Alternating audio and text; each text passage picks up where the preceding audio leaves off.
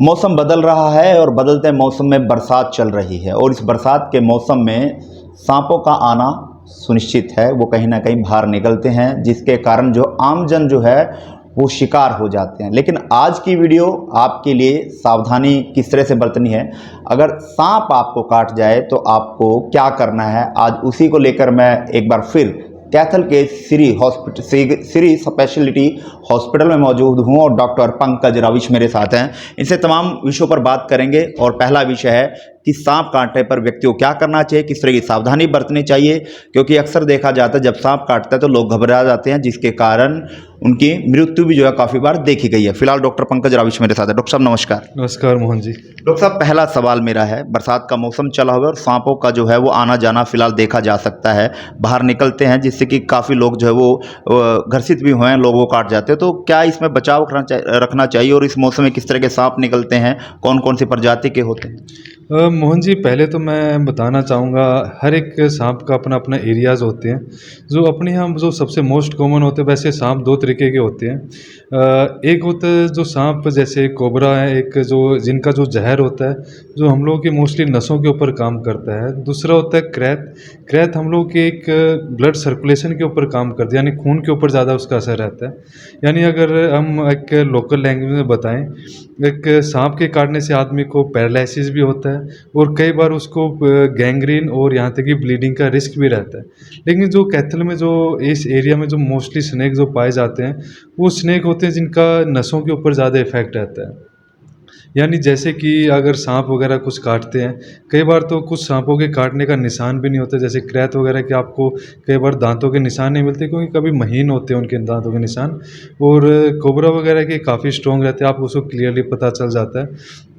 लेकिन फिर भी कुछ सिम्पटम रहते हैं उनके, जैसे कोबरा के जैसे काटने पे कुछ टाइम के बाद पेशेंट को सांस लेने में दिक्कत वगैरह शुरू हो जाती है।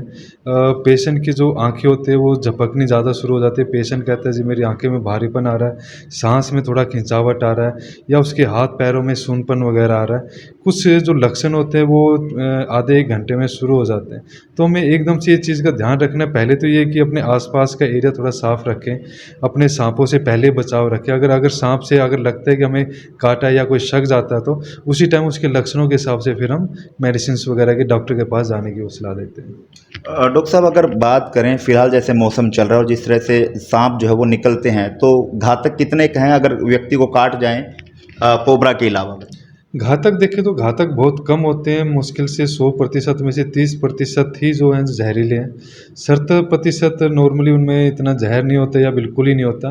लेकिन सांप काटने से पेशेंट को कई बार साइकोलॉजिकली भी स्ट्रेस भी, शॉक भी लग जाता है, जिसकी वजह से उन्हें घबराहट वगैरह दूसरी चीज़ें बन जाती हैं। तो हम यही एहतियात करते हैं, सांप कैसा भी हो एक बार डॉक्टर को ज़रूर दिखाना चाहिए।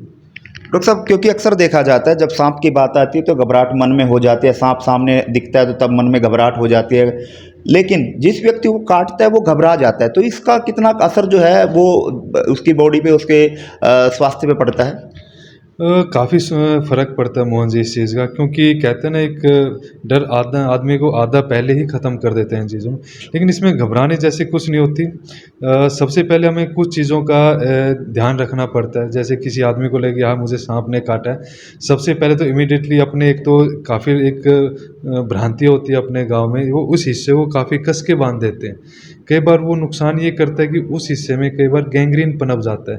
वो हिस्सा कई बार उस जहर की वजह से कई बार सड़ना स्टार्ट हो जाता है, कई बार वो घातक सिद्ध हो जाता है। तो हम पेशेंट को कहते हैं जिस हिस्से में काटा उस हिस्से को कम से कम मूवमेंट करें। एक तरीके से जैसे उस पे लकड़ी वगैरह बांध सकते हैं ताकि वो पैर की मूवमेंट कम से कम हो। हम लोगों के पास 2 से 3 घंटे का टाइम रहता है मैक्सिमम। उसके बाद जहर अपना असर करना शुरू कर देता है। आइडियली ये रहता है कि पेशेंट 30 मिनट के अंदर अगर हॉस्पिटल पहुंचता है तो 100% पेशेंट की रिकवरी हो जाती है। लेकिन जैसे जैसे टाइम बीतता जाता है, पेशेंट की रिकवरी के चांस उस हिसाब से कम होते जाते हैं।